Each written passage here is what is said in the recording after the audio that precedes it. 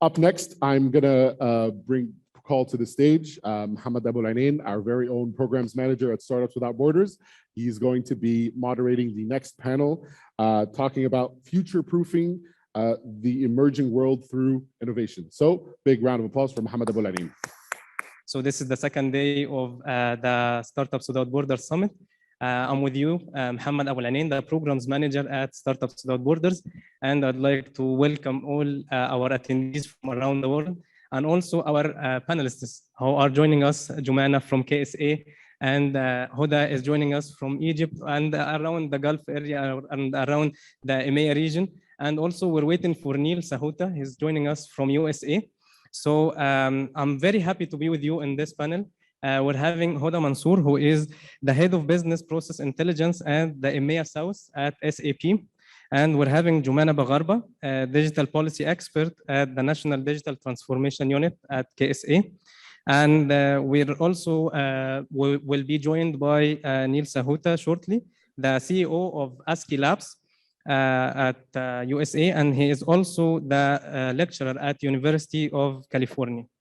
As you can see, the panel is elaborating or capitalizing on the triple helix model, the integration between academia, industry, and also the government. I promise you a panel you cannot miss. So to start, I'd like to have a context for this panel. So I will direct my first question to Hoda. Would you please tell us what does it mean when we say future-proofing, this buzzword, what does it mean? Thank you very much, Mohamed, for the question. And thank you for the audience, whether they are attending in person or virtual. Can you hear me, Mohamed? Yes, we can. And the team here will get your voice higher. Okay. Yes. So is it any better? Can I speak now, or do you want me to wait? Yes, please go ahead. We're all listening. Okay, fantastic. So once again, thank you so much for inviting me to this innovative event around startups, which is very close to my heart. And being differentiated or future-proofing your value proposition is quite important, specifically with startups, because it all depends on the idea that you're offering to your customers. So it depends on understanding the area that you are competing in or providing the service in, how differentiated and how important this service to your end customers, who your competitors are, right? And the value chain, who is exactly in the value chain or the supply chain, so that your idea is not impacted in case of events, for instance, like the COVID event, right? We've seen how COVID, for instance, have impacted the value chain. And if you're coming up with an idea with a very detailed and a very clear plan with who is supplying you with the material or the goods, or who's basically is in your supply chain, who are your end customer, and what sort of experience you want to deliver to your customer, then you can potentially future-proof. One element that also you need to think of, who are your employees? Okay, what excites your employees, right? How can you make sure that the experience that you're giving to your employees is differentiated as well? So it's not only about the customers or the suppliers or the partners, but it's also about the employees that you work with, so that you can give an overall and a rounded experience for your customers. Thank you, Mohamed. Yeah, thank you so much. So this, I think it is referring us to governance. Not just for the corporations, as you were mentioning, employees and also the customers, but also policy making. And this will lead to our dear panelist, Jumana. I would like to ask you about how this can be achieved by policy making as one of the policymakers in the Kingdom of Saudi Arabia. Thank you, Mohammed, and everyone. Very happy to be a part of this esteemed panel. Just to go off of what Hoda was mentioning about the definition of future-proof, I think a good way to summarize what she said as well is it basically means you have to be agile and resilient. I think we can all agree that there's no 100% way to be able to predict the future, but to have the skills to be able to adapt or to be able to engage or react to what happens in the future, with and be comfortable with this uncertainty. Having said that, I think when it comes to policy and regulation, there's a question, or there's a question that we always ask: what comes first? Does innovation comes first, or does regulation come first? And I think that today, it's safe to say that this is a little bit of an irrelevant question today. I think that, you know, the best works and the best environments come from good collaboration. And when it comes between regulation and innovation, I think it's very important to have a balance between both. Of course, innovation will always be at the forefront because that's how it is by definition. But you know, even in policy making, innovation happens there. It doesn't have to be, you know, with a technology or with a product. It can be even in the way that we do things. So today, you know, it's more important than ever for policy and regulation to work alongside this innovation. And it's also important that, as Hoda mentioned, the aspect of understanding the nature of the developments that are taking place. I think in general, policymakers have two important roles. The first one is, you know, to provide a favorable environment to enable these innovations, these companies to excel in what they do. And the second, of course, is to mitigate the risk, to make sure that, you know, the environment is still a safe and secure environment. So that's what I have to say to that. Thank you, Mohamed.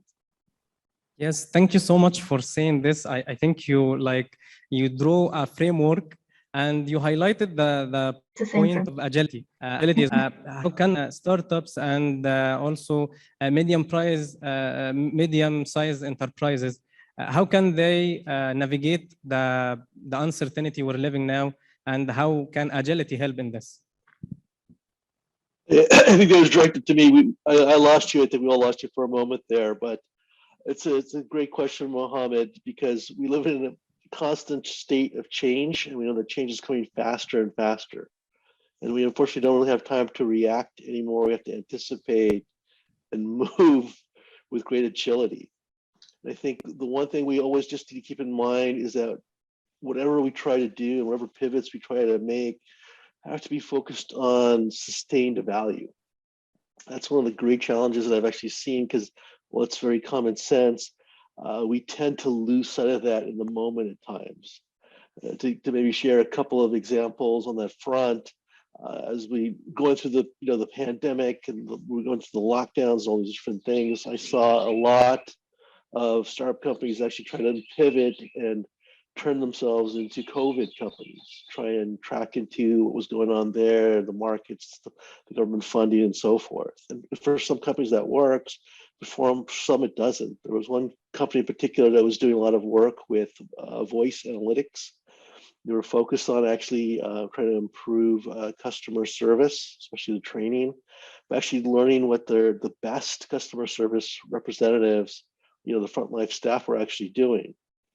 But with obviously hotels and restaurants and everything shutting down, that wasn't quite on the table anymore. And rather than think about how they could make a pivot that shared that vision, they thought like, well, let's go start our business then around trying to detect COVID from coffee. Right? That's kind of a form of voice analytics. The thing is, though, it has a shelf life. So there wasn't a whole lot of data to work with in the beginning. And today, after almost 20 months of working on this, they're still probably about half a year away from having a marketable product. The problem is they struggled getting investors because they're like, well, what's the shelf life? At some point, we're not going to really need this anymore. And they're struggling to get customers because they're like, well, we're already working with the big tech companies, for example, on doing other things that'll be helpful. So they wound up getting themselves stuck, unfortunately, down this path, but trying to, rather future-proof the original idea, try and ride along with the hot trend. You flip this around to another startup that was focused actually on legal services, where they were actually helping, people that were suffering from like personal injury and other things with some legal casework and documentation. Suddenly a lot of the courts are closed. They start thinking about like, well, what legal services could people use today? What are they going to be actually be able to access? They start thinking about bankruptcy and contract law, and like all the gig workers and people starting businesses and corporate formation. So they extended actually their product line to then include these other services. They actually invested their time and money to build that out. And that is actually something a little better future-proof, because even when the pandemic comes to an end, those services will still be in need. Maybe not the same volume, but it's a reusable product. It actually would not just kept them afloat, but it's kept attracting investor money and additional customers for them. So it's really this concept of sustained value that's going to be best for small or medium businesses to react and be agile no matter what the environment is. Yeah, so it is, I think agility is not for just startups. So you mentioned this as different aspects or different levels of businesses. So I think we can take this to Hoda from SAP to tell us about how can corporations, not just small startups, but big corporations also, how can they be like future thinkers? How can they be thought leaders to be ready for this change? Because we're not getting back to norms. We have new norms now after COVID.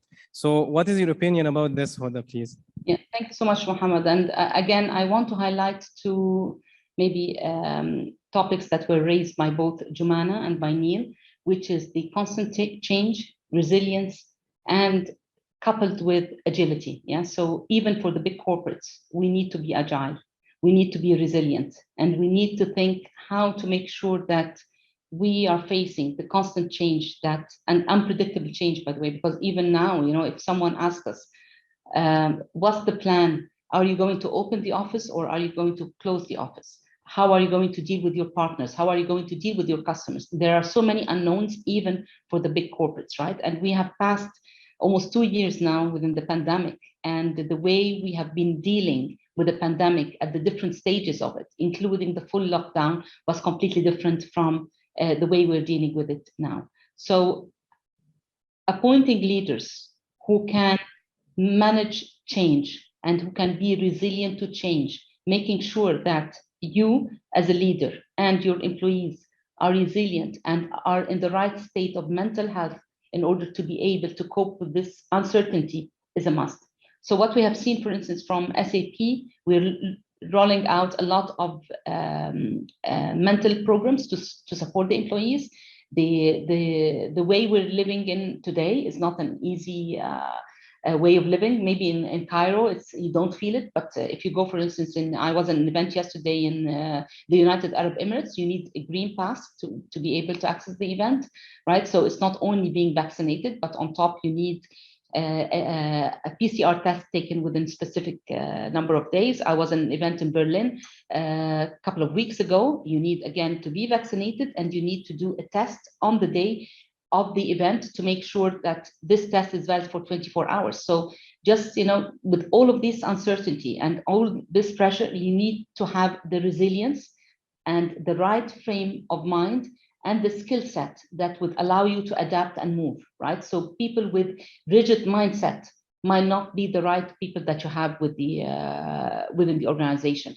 And sometimes you need to help your employees come out from the rigid mindset and look at the opportunities that we have around us, right? So look at the areas of strength, look at the positive side, not only at the areas of challenges, because if you go and you look at the part of the challenges only, you might not be able to enjoy or appreciate what you have already. And being, again, agile, being different, surprising your customers with an extra mile of service that they don't find from their competitors, right? Giving them the assurances, doing things in a different way.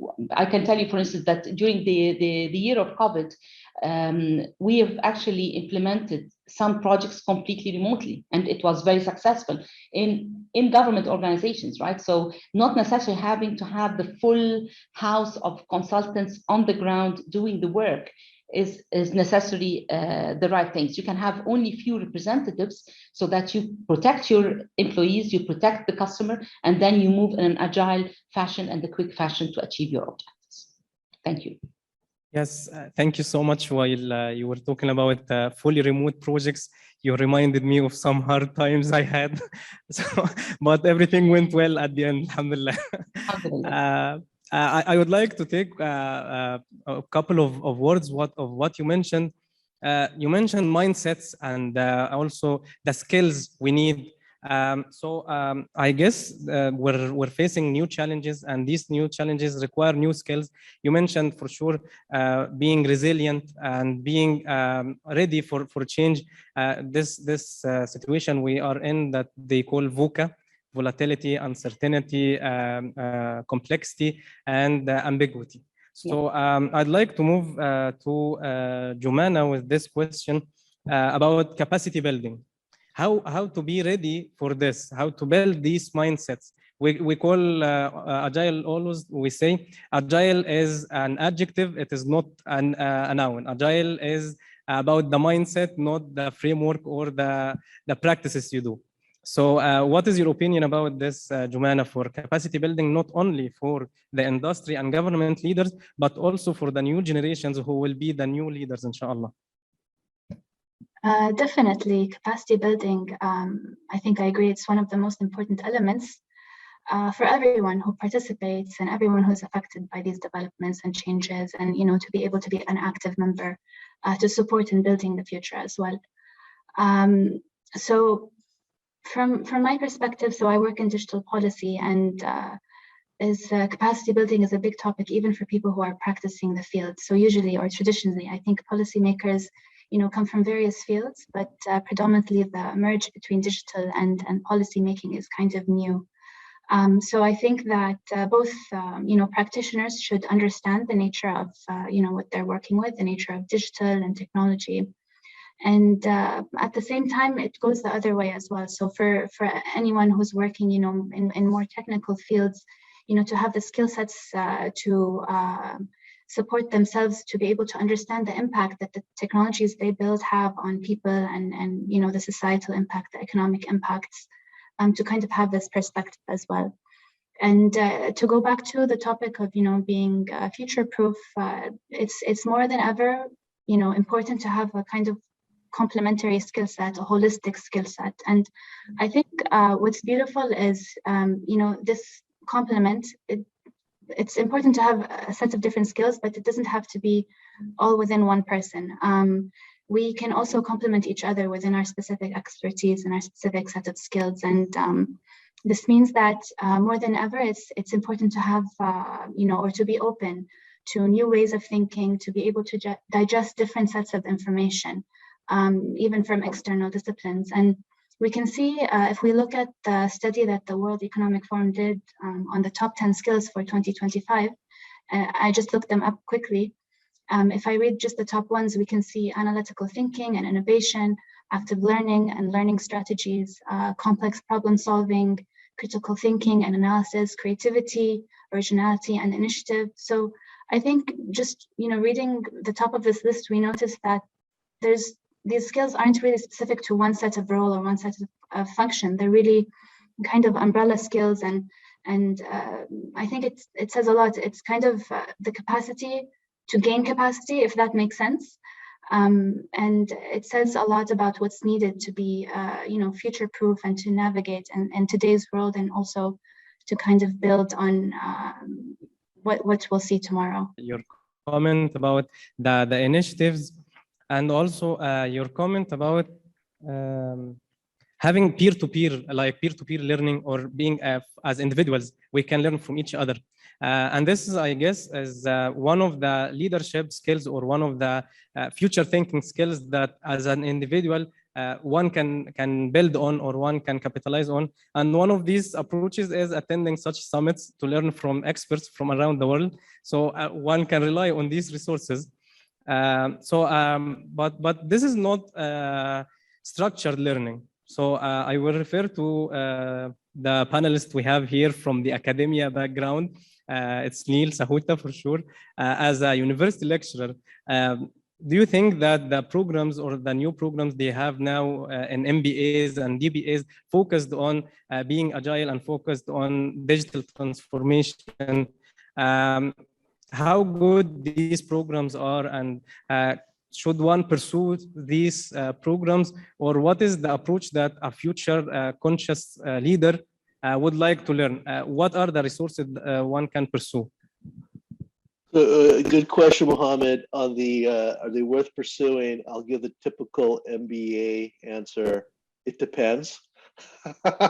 It really depends on what you want to do and pursue. There's definitely big value, but I think, just generally speaking, and to really touch upon what Jumana was actually talking about, everyone's wondering, we want to get the students ready, we want to get the workforce retrained for the future of work. And everyone was kind of hanging around saying like, okay, someone will tell us what these jobs will be. The truth is we won't know. These jobs are being incubated today and won't be really present until 10 years later. And so you can't wait for the jobs to be there and then start training people. This is really more about knowing what the skill sets are actually going to be. So try and future-proof your career, future-proof your company.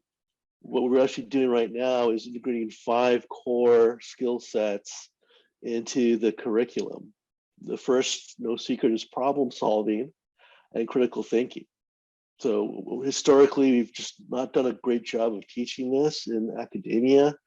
But now we have to make people go from like memorization and kind of, follow these steps or follow this framework to actually being able to deal with very open-ended, ambiguous situations.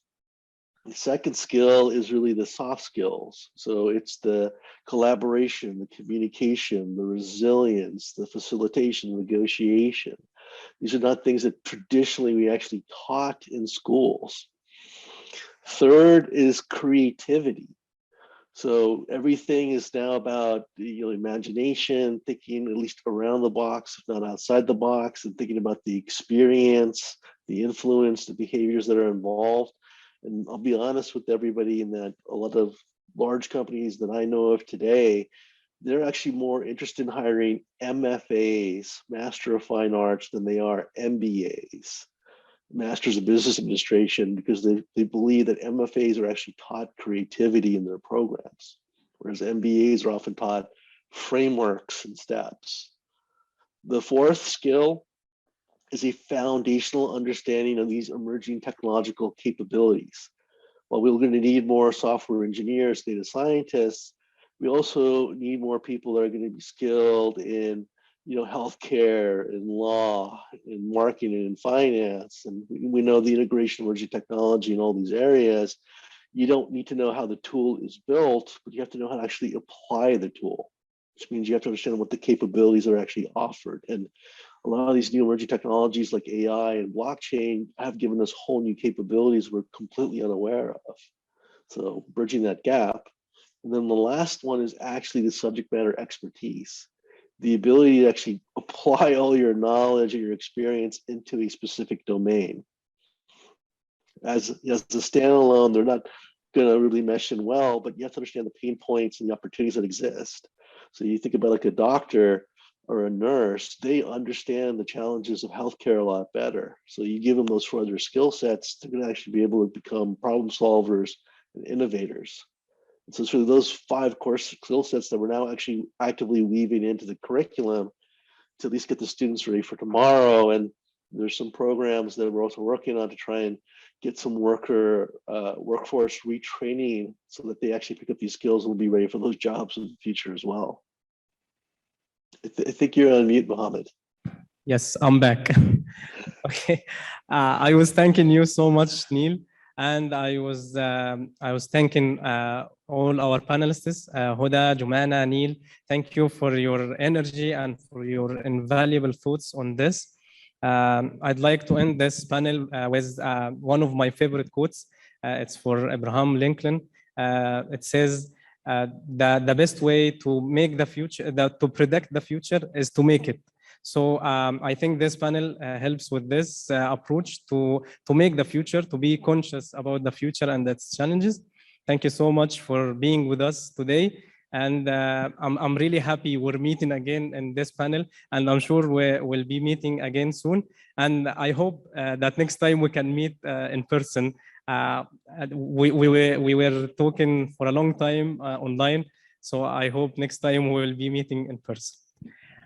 Thank you all to our audience, and I promise you the rest of the panels are as vibrant and as interesting as this one. The rest of the day is still there. You can attend the workshop stage and the Cairo stage. Thank you so much.